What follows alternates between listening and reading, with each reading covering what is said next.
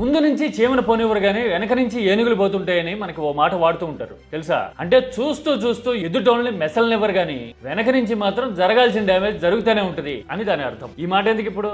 భోగాపురం సంబరం అట్టహాసంగా రికార్డు స్థాయిలో చేసుకునేందుకు ఏర్పాట్లు జరుగుతున్న టైంలో టీడీపీ రాజకీయంగా అనుసరించిన వ్యూహం, విసిరిన పాచికలు కౌంటర్ ప్రొడక్టివ్ అవుతున్నాయా? ప్రత్యర్థికి జగన్మోహన్ రెడ్డికి చేజేతుల అడ్వాంటేజ్ తెచ్చిపెట్టినట్టు అవుతోందా? ప్రత్యర్థుల మీద పవర్ పాలిటిక్స్ చేయడం, ఒత్తిడి పెంచడంలో గానీ, వ్యూహాత్మకంగా వేయాల్సిన అడుగుల విషయంలో గానీ భోగాపురం ముంగిట్లో టీడీపీ ఎలా ఫంబుల్ అయింది? ఎందుకని ఇప్పుడు ఈ మాట వచ్చింది? ఇదిగో ఇలాగా జగనన్న థ్యాంక్ యూ అని చెప్తూ ఆ పార్టీ కార్యకర్తలైనా అభిమానించే వాళ్ళైనా భోగాపురంలో ప్లకార్డులు పెట్టడం వెనుక చాలా పెద్ద స్టోరీనే ఉంది. అన్నిటికీ మించి రాజకీయాన్ని వ్యూహాత్మకంగా అర్థం చేసుకోగలిగిన వాళ్ళకి అసలు ఏం జరిగింది, ఉత్తరాంధ్రలో రాంగ్ బటన్ ఎలా ప్రెస్ చేశారు అనే విషయం అర్థమవుతా ఉంది. మరి ఆ డీటెయిల్స్ అన్ని మాట్లాడుకుందాం.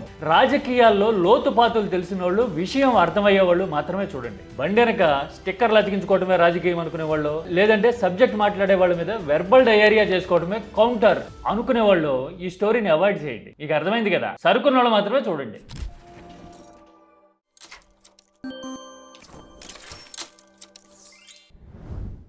భోగాపురం క్రెడిట్ ఫైట్ చాలా ఉధృతంగా జరుగుతూ ఉంది కదా. మన కీటాక్స్ లో కూడా ఇదిగో ఈ స్టోరీ చేశాం కదా. అసలు శంకుస్థాపన చేసింది తామే అని చంద్రబాబు టీడీపీ క్లెయిమ్ చేసుకుంటూ ఇప్పుడు ప్రారంభోత్సవం చేస్తున్నాము, మాదే క్రెడిట్ అని చెప్తా ఉంటే 2023లోనే హర్డిల్స్ అన్ని క్లియర్ చేసి గడ్కరీ సాక్షిగా near Bhogapuram and dream project of honourable chief minister Gadkari అంటున్నారు కదా డ్రీమ్ ప్రాజెక్ట్ అప్పటి సీఎం జగన్మోహన్ రెడ్డికి అని. ఇలాగా కేంద్ర మంత్రులే చెప్పారు భోగాపురాన్ని కట్టింది మేమే అని వైసీపీ ఇంకో పక్కన క్లెయిమ్ చేసుకుంటా ఉంది. ఇలాంటి టైంలో మోడీ ఏపీకి వస్తా ఉన్నారు. ఈ వస్తున్న టైంలో అట్టహాసంగా వేడుక నిర్వహించాలని, రికార్డు స్థాయిలో చేయాలి అని చంద్రబాబు ప్రభుత్వం వ్యూహాత్మకంగా అన్ని హంగులు సమకూర్చుకుంటా ఉంది కదా. ఇదిగో చూడండి 30వ తేదీన ఈనాడు 2వ పేజీలో భోగాపురంలో రికార్డే అని రాశారు చూసారా. అంటే గిన్నిస్ రికార్డు బద్దలు కొట్టబోతున్నాం అని చెప్పడంలోనే ఎంత ప్రతిష్టాత్మకంగా తీసుకున్నారు అని అర్థమవుతుంది కదా. ఇదిగో ఇవాళ అయితే హిందూ పేపర్ చూడండి, 2 లక్షలకి తక్కువ కాకుండా జనాన్ని సమీకరించాలి అని లక్ష్యం పెట్టుకున్నారట.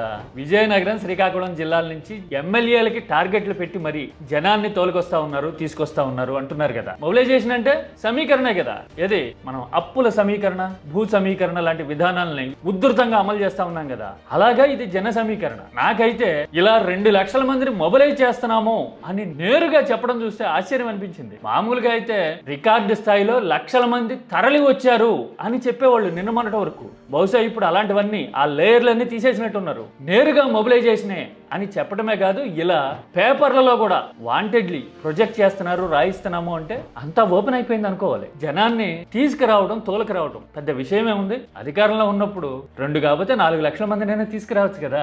అభిమానంతో తరలి వచ్చారు అని చెప్పుకుంటే కాస్త కోస్త అడ్వాంటేజ్ బెనిఫిట్ ఉంటాయి కదా. ఎందుకునో ఆ లాజిక్ ని కూడా వదిలేసి మొబిలైజేషన్ అని నేరుగా రాయిస్తా ఉన్నారు. మరి నాకైతే లాజిక్ అర్థం కాల. కాకపోతే ఒక్కటి మాత్రం నిజం, ఇందాక చూపించిన గిన్నిస్ రికార్డ్ అయినా ఇప్పుడు ఈ మొబిలైజేషన్ 2 లక్షల మంది అని చెప్పడానికి బట్టి చూసినా గానీ ఈ భోగాపురం ఈవెంట్ ని ఎంత ప్రతిష్టాత్మకంగా నిర్వహించాలనుకుంటున్నారు అనేది అర్థమవుతుంది కదా. అంతవరకు సరే. మరి ఇంత ప్రతిష్టాత్మకంగా తీసుకున్నప్పుడు, రికార్డులు బద్దలు కొట్టాలి అనుకుంటున్నప్పుడు రాజకీయంగా కూడా వ్యూహాత్మకంగా అడుగులు వేయాలి కదా. రికార్డులు అంటే ఓన్లీ నెంబర్లలోనే కాదు కదా, వ్యూహాల్లో కూడా అదే రకమైన బిగి పట్టు ఉండాలి కదా. ఎందుకు ఈ మాట వచ్చింది? 2 ఇన్సిడెంట్లు రీసెంట్ గా బర్నింగ్ టాపిక్స్. ఒకటి సీదిరి అప్పలరాజు కేసు, రెండోది తమ్మినేని సీతారాం కేసు. ఈ ఇద్దరి మీద ఇప్పుడు కేసులు మీడియాలో ఉధృతంగా చర్చనేమవుతుంటే జనంలోకి వెళ్తుంది కదా ఆ టాపిక్. వైసీపీలో కాస్త నోరున్న వాళ్ళ మీద ఇలాంటి పరిస్థితి వచ్చిందా అని జనసామాన్యం మీడియాలో వస్తున్న వార్తలు చూసి మాట్లాడుకునే పరిస్థితి కదా. అంటే వాంటెడ్లీ ఆర్ అన్వాంటెడ్లీ మనకి తట్టో తట్టకనో మొత్తానికి వైసీపీని బజ్లో పెట్టాం. దానికి తోడు జగన్ అప్పలరాజు పరామర్శాన్ని చాలా వ్యూహాత్మకంగా భోగాపురం ప్రారంభోత్సవానికి 2 రోజుల ముందు ఇదిగో ఇలా 115-120 కిలోమీటర్లు ర్యాలీగా వెళ్ళడం అంటే మామూలు విషయమా? మామూలు బజ్ అది. 3 జిల్లాల్ని కలిపి అభిమానంతో కుదిపేసినట్టు కదా.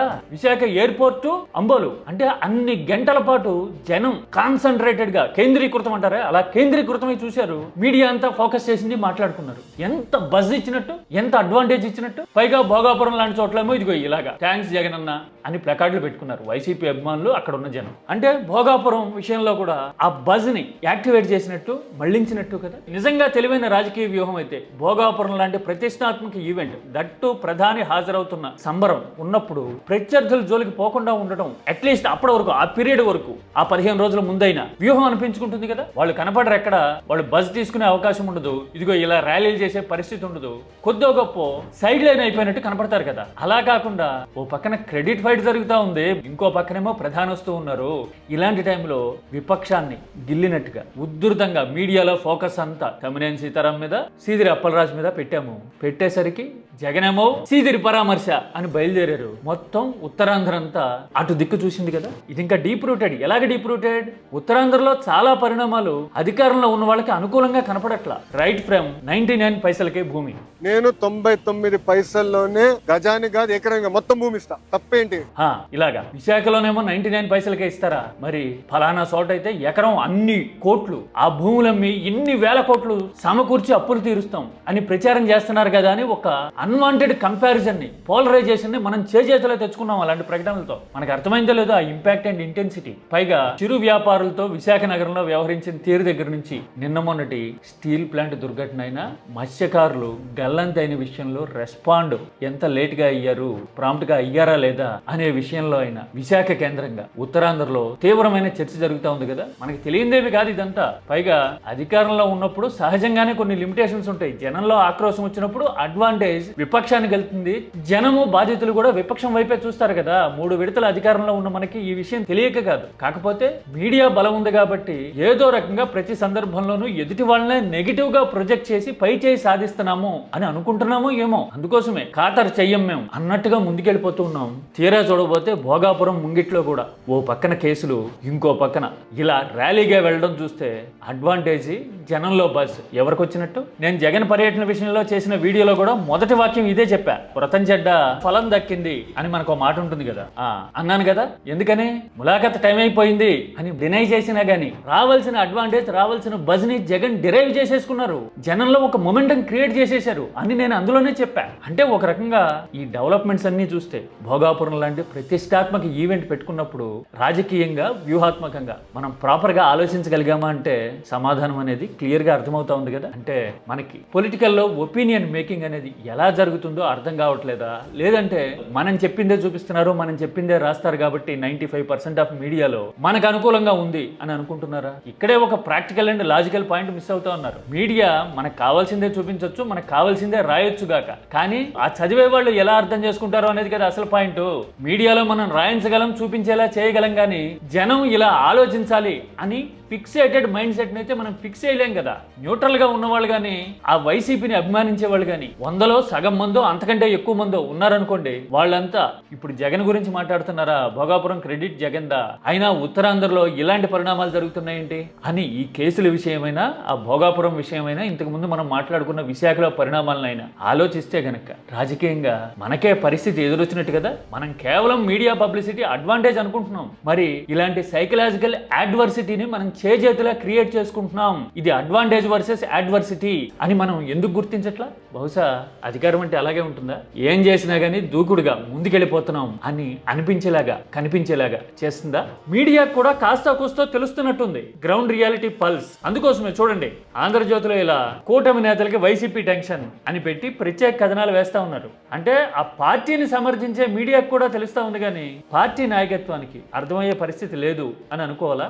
ఆ స్టోరీ ఏంటో మీలో చాలా మంది చూస్తుంటారు కదా. చూడకపోతే ఇప్పుడు నేను చూపించా కదా, సెర్చ్ చేస్తే మీకు కనపడుతుంది అన్నట్టు. రికార్డులు అన్నాం కదా, రికార్డులు అంటే ఇక్కడ ఒక పాయింట్ ని మెన్షన్ చేసి తీరాలి. ఇప్పుడు గిన్నిస్ రికార్డు అంటూ ఉన్నాము. ఇదే విశాఖ కేంద్రంగా గత ఏడాది కూడా మనం ఒక గిన్నిస్ రికార్డు నెలకొల్పాం కదా యోగా డే సందర్భంగా. అప్పుడు కూడా ప్రధాని మోడీ హాజరైన సందర్భమే. మరి ఆ రికార్డు వల్ల నిజమైన ప్రయోజనం ప్రజలకి ఎంతవరకు ట్రాన్స్ఫార్మ్ అయింది? ఇంకా వివరంగా చెప్పాలంటే యోగా డే సంబరాన్ని రికార్డు స్థాయిలో చేసాం, గిన్నిస్ రికార్డుకి ఎక్కాం, సంతోషం, శబాష్. కానీ ఆ యోగా ప్రయోజనాన్ని జనం జీవితాల్లోకి ఎంతవరకు ట్రాన్స్ఫార్మ్ చేయగలిగాం? యోగాని కొత్తగా ఎవరికన్నా మనం నిరంతరం ఫాలో అయ్యే ప్రాక్టీస్ లాగా అలవాటు చేయగలిగామా? ప్రభుత్వ స్కూళ్లలోనూ, కాలేజీల్లోనూ, ఆఫీసుల్లోనూ యోగా కోసం ప్రత్యేకంగా అవగాహన కల్పించడం కోసం, అలవాటు పెంచడం కోసం ఏమైనా చర్యలు తీసుకున్నామా? ప్రభుత్వం వైపు నుంచి పార్కుల్లోనూ, కమ్యూనిటీ హాళ్లలోనూ యోగా ప్రాక్టీస్ చేసేందుకు ప్రత్యేకంగా ఏర్పాట్లు చేయడం కానీ, ఇన్స్ట్రక్టర్లకి ట్రైనింగ్ ఇచ్చి యోగాని ఒక విధానంగా తీసుకెళ్లడం కానీ, జీవన విధానంలో మార్పు మార్పు తేవడానికి కానీ మన వైపు నుంచి ఇనిషియేటివ్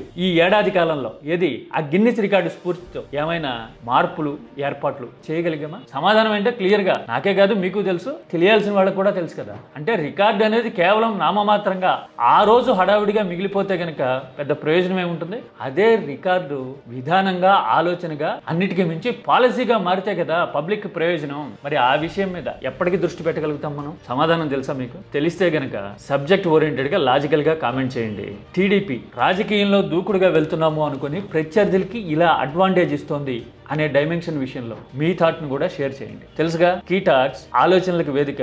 సరుకున్నోళ్ళు సబ్జెక్ట్ మాట్లాడతారు.